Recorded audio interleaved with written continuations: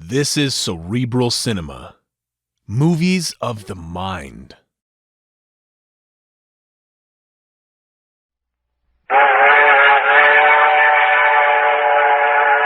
I Love a Mystery. A Carlton E. Morse audio novel featuring Jack, Doc, and Reggie, specialists in crime and adventure.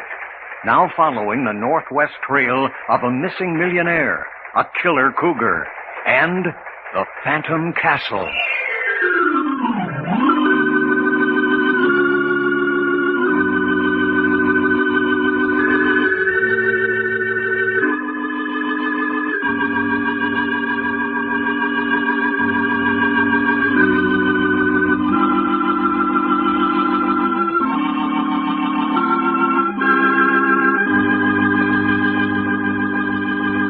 This is Fred Foy introducing Jim Harmon's presentation of Les Tremaine and Tony Clay in an original Carlton Morse thriller, The Fear That Creeps Like a Cat.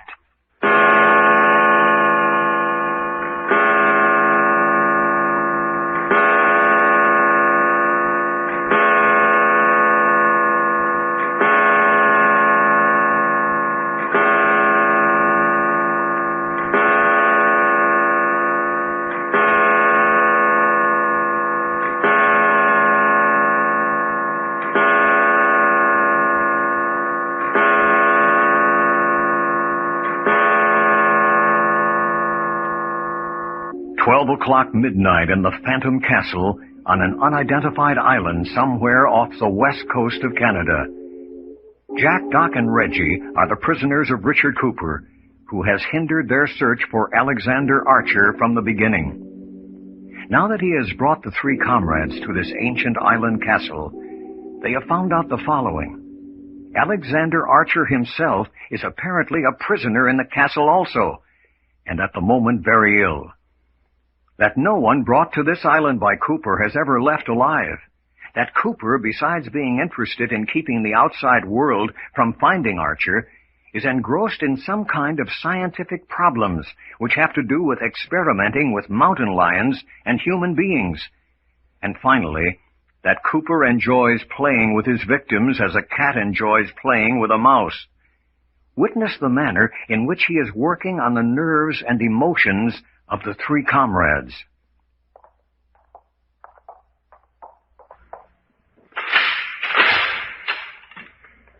Now then, inside with you. But Jack, take it easy, Reggie. Come on. Good night.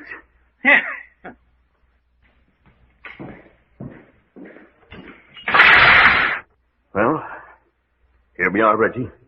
Back upstairs in our own special dungeon. Hardly call this a dungeon, though. 3 or 4 rooms as big as barns with all modern conveniences. But what about Doc? Well, what about him? He's downstairs playing poker with Cooper. But it doesn't make sense.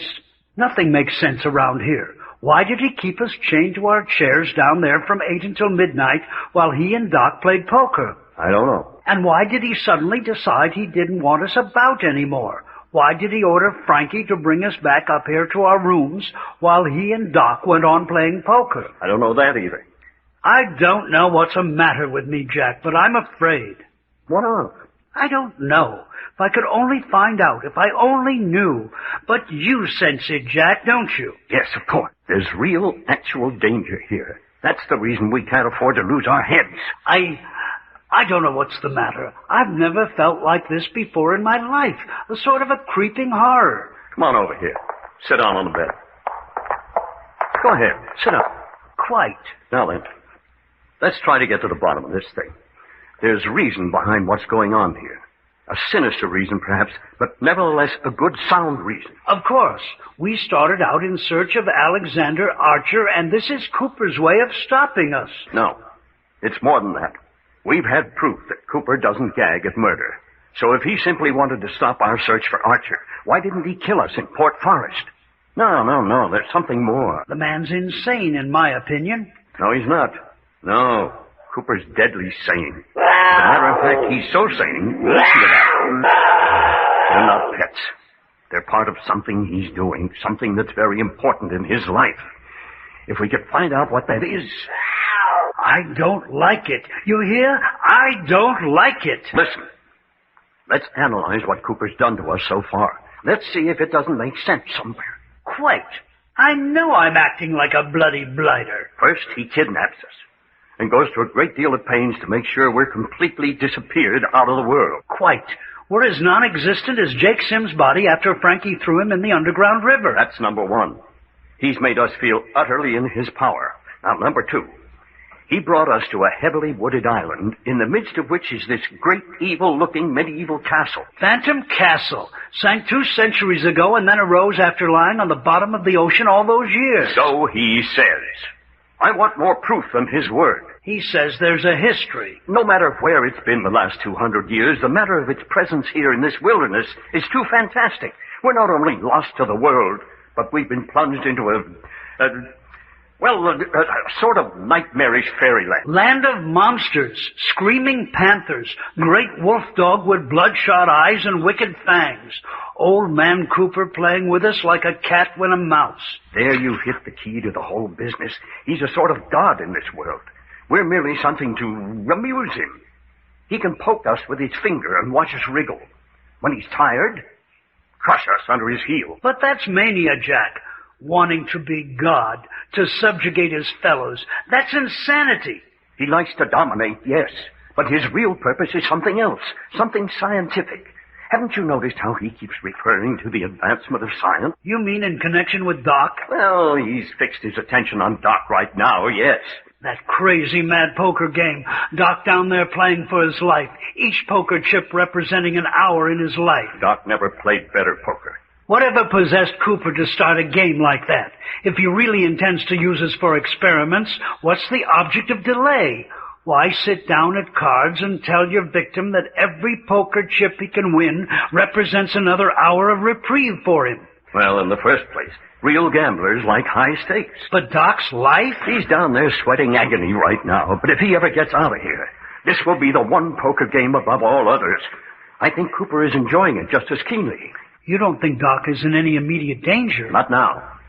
Remember what Linda Joyce said? As long as you amuse Cooper, you're safe. Well, I think Doc's giving him the time of his life. I hope so. When Cooper had us handcuffed to our chairs down there, I thought something beastly was about to happen. Hold it. All right. Come in, Doctor. Hello, Linda. All right, guard. Close and lock the door. I'll pound on it when we're ready to come out. Evening, Jack. Reggie. Righto. Late evening. Midnight, anyway. Well, Mr. Cooper thought you boys might like to meet his assistant while he and Doc are finishing up their poker game. Oh, they are finishing it up. Huh? Yes. They're almost through. Dr. Thorne, I want you to meet Jack Packard. Mr. Packard. And this is Reggie York, Mr. Thorne. Oh, yes. Oh, he'll do. I'll do for what, Dr. Thorne? What? Oh, yes, I see what you mean. Just talking out loud. Perhaps you were, but I don't care for what you said. Oh, come on. Let's try to get along. Everyone sit down. Thank you, Miss Joyce. You say Cooper thought we'd like to meet Dr. Thorne? Yes, he's Cooper's assistant. Assistant in what? By his scientific investigations, of course. Specifically, just what is Cooper investigating? What field of science is he so interested in? Linda, I was under the impression these men were informed. Well, you know how it is.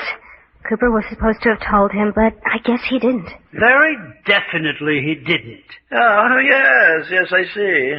So, supposing you break down and tell us yourself. If you wish, we are particularly interested in the sensation of fear, terror, especially as it is expressed in the human mind. Fear? Terror? That leaves a lot to be explained. There's a very interesting experiment going on downstairs at this moment. You mean that poker game? Right. I was down watching a few moments ago.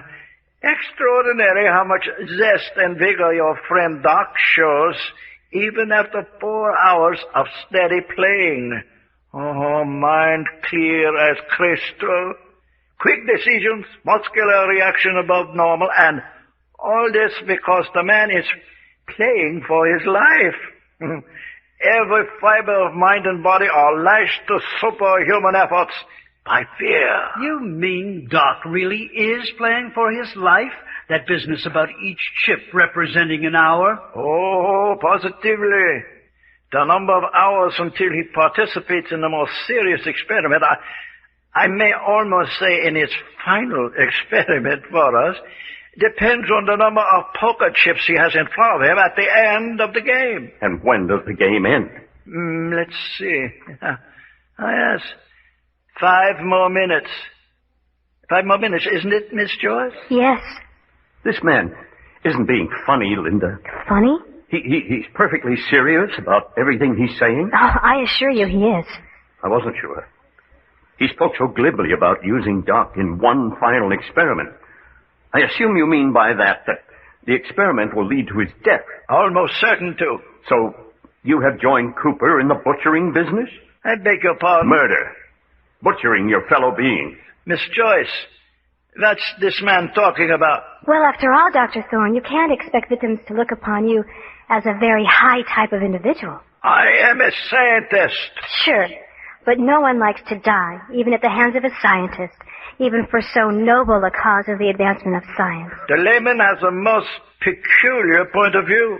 Dr. Thorne, if Mr. Cooper was to throw you to his pen of mountain lions... Miss Joyce. Oh, all right. Did you say throw him in the den of mountain lions? Oh, just a rather gruesome figure of speech. May I ask you a question, Dr. Thorne? Certainly. You say you and Cooper are studying fear and its reactions on the mind and body of human beings. That's right. Then what are the mountain lions for? I'd rather not talk about that, Mr. Packard. Why not? They're a part of your experimental work, aren't they? Yes, they are that. Well, then, why so hesitant to talk about them? I thought all true scientists were eager to discuss their work. Listen. Prometheus is howling. That means Cooper's tied him up for the night. And that means the poker game's over. Yes. Well, then, Doc will be up here in a minute. I don't know. Why not? What do you mean you don't know? Why, I imagine it will depend on how many poker chips he had left at the end of the game. That was the understanding, wasn't it? He began with 24 chips, which represented 24 hours. Every chip he won from Cooper added another hour to his existence. And with every chip he lost deducted an hour? Oh, yes, that's right. If he lost all his chips, I don't think you'll see your friend again. Linda, you can do something about that, can't you? Why? Of course you can. I don't care what happened in that game. I want to see Doc again. But... I won't take no for an answer. I want to see Doc again. You understand? You're being unreasonable, Packard. I don't care anything about reason. I want to see Doc. Are you going to take us to Cooper? It's no use, Reggie. If Cooper's decided... Dr. Thorne, you're a dead man unless... Hold it. Hiya, folks. Here I am. Hey, Reggie, you ain't a-choking that fella, are you? I was. Well, doggone. Close the door, guard. Everything's all right. Oh, you're back with us for the night. Why, yeah, sure. Why? Well, we were just getting a little nervous. Hey, you didn't think I lost in a poker game, did you? We didn't know. Shucks, no. Looky here. 32 poker chips. 32. Count 'em, folks. Too bad it wasn't 132. Nope. Cooper was too smart for that. Doggone smart poker player. Well, you're satisfied then? Sure. 32's better than a kick in the teeth, I always say. That's it, then. 32 hours to live. Well, what the heck? I can do a lot of living in 32 hours. Doggone if I can't.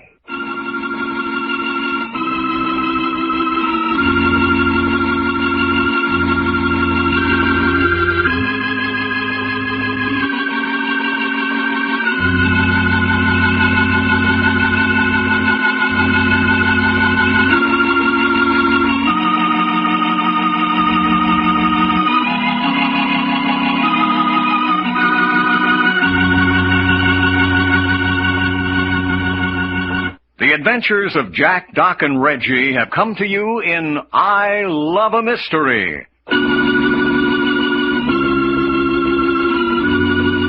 painted and written by Carlton E. Morse. Scripts copyrighted by Morsel Co. Incorporated.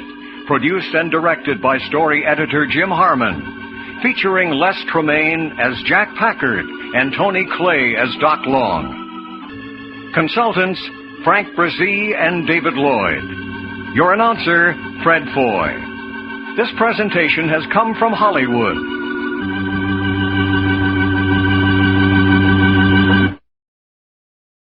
Cerebral Cinema hopes you have enjoyed this movie of the mind.